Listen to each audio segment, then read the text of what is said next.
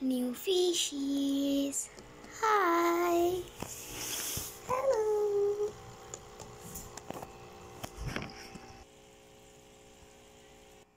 Hi guys, I'm Safura. Welcome back to SFH in Wonderland. Today, I'm gonna read third story of Janice the Menace. So, you know what menace means, right?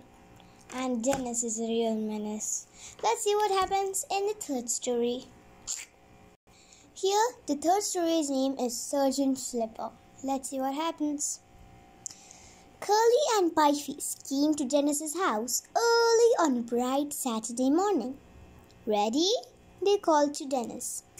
Where are you going? Asked Mom. Why are you up so early? Fishing, said Janice, waving his fishing rod. Mom relaxed. That sounds nice and normal, she said hopefully. Make sure you catch something. We can have it for tea. The three men strolled down the road with their fishing rods over their shoulders.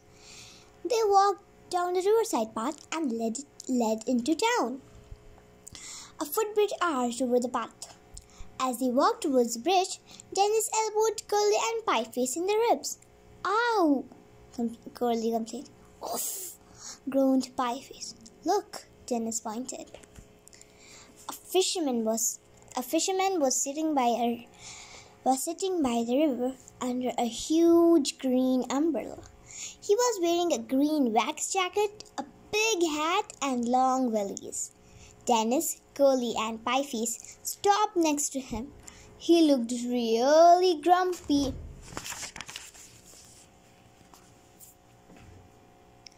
Have you caught anything? Janice asked. Shut up, hissed the man. You will scare the fish off. This is a fisherman, really grumpy. And this is Nisha laughing. Oh, Nisha is eating all the fishes over here. Bad Nisha. Do you think it's going to rain? Asked Curly, puzzled. He looked at the umbrella, then up at the blue sky. Buzz off! This is Janice laughing and laughing. These are the moms. This is Curly and Pieface here on the bridge. Bit chilly, are you? Asked Pieface, looking at the thick jacket. Someone not hot enough for you? Clear off, you stupid pests! Snapped the fisherman, turning around to glare at them. And you'd not better be planning to use those rods here. This is my patch. Dennis raised his eyebrows. Come on, lads. If we can't do any proper fishing, we'll have to think of something else. And he winked menacingly.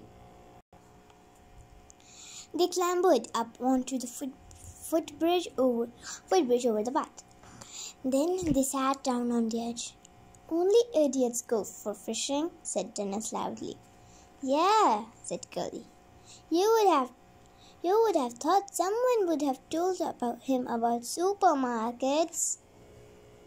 The fisherman turned again and shook his fist at them. They dangled their fishing lines off the edge of the bridge, but not over the river. All three lines hung over the footpath.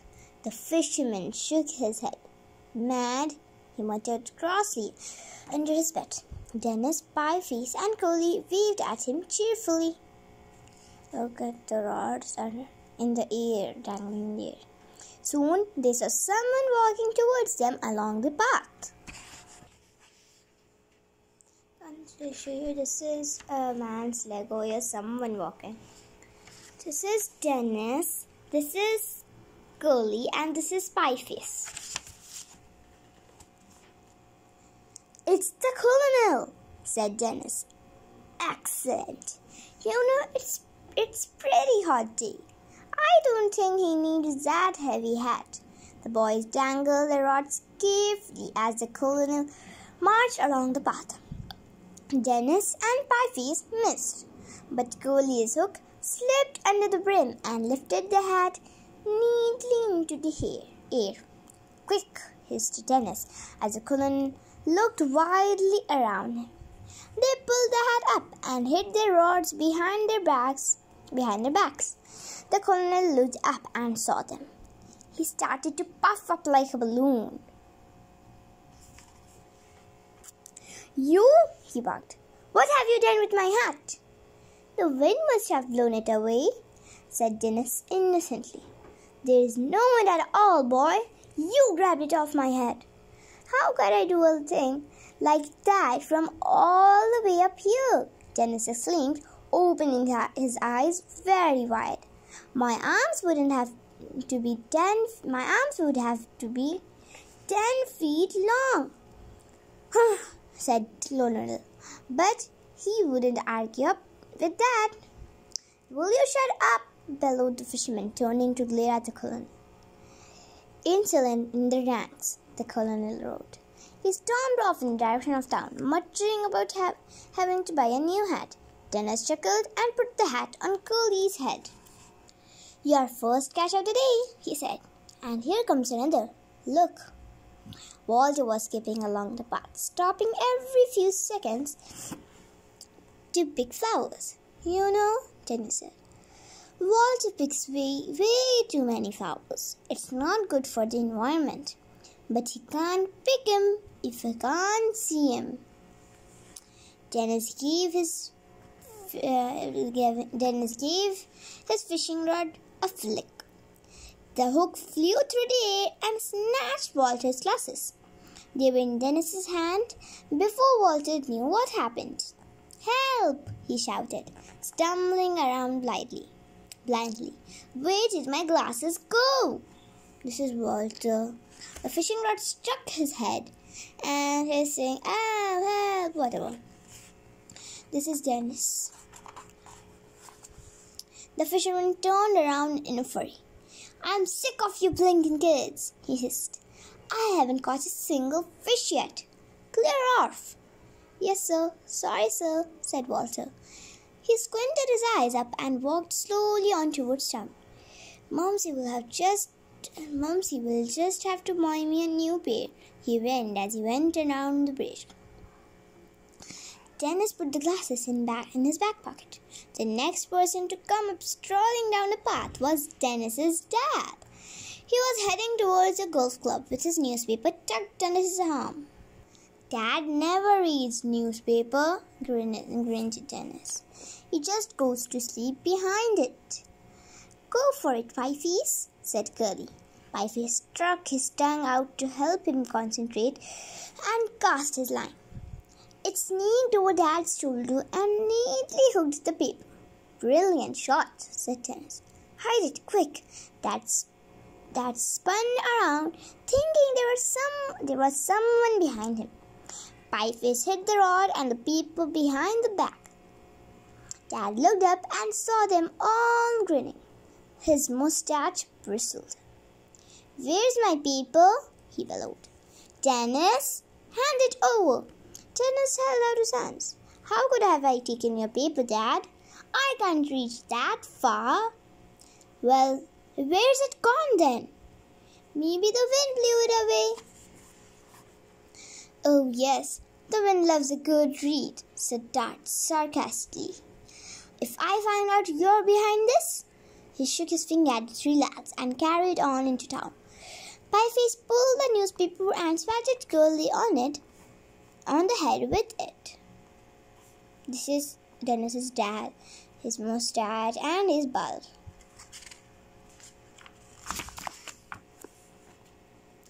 "We have got 3, Dennis yelled down to the grumpy fisherman. "How about you?" "Shut up!" roared the fisherman so loud that it made his own head ring. "Shh," said Dennis, shaking his head sadly. "You'll scare the fish." "Ah!" the fisherman yelled. He pulled off his hat and stamped on it. Temper, scolded Dennis. This is the fisherman stomping his head and shouting, "Ah!" "There is no point in staying here now. All the fish will be 10 miles away. The fisherman packed up his gear and glared at the grinning menace. You pests are going to be sorry, he growled. Just you wait and see.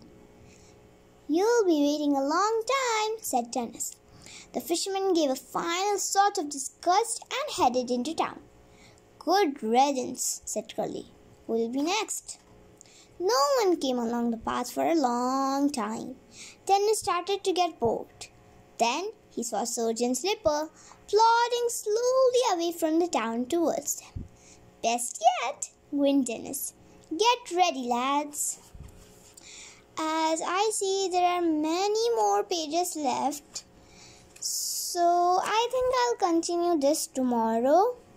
Because tomorrow is going to be the best part yet. So I just wanted to ask you guys, do you love my video? If yes, please smash the subscribe button, hit the like,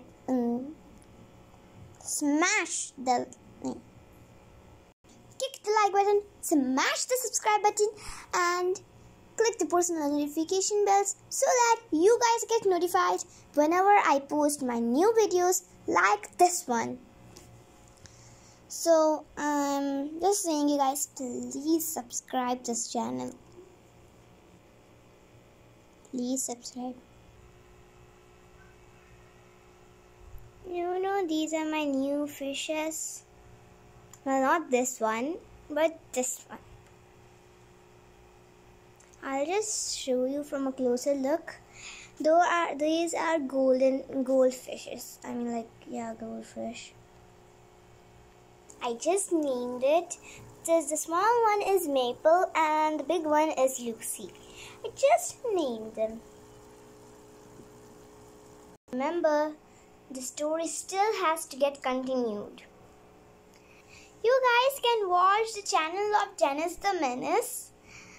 They are amazing. I always watch them, so I'm telling you guys to watch them too.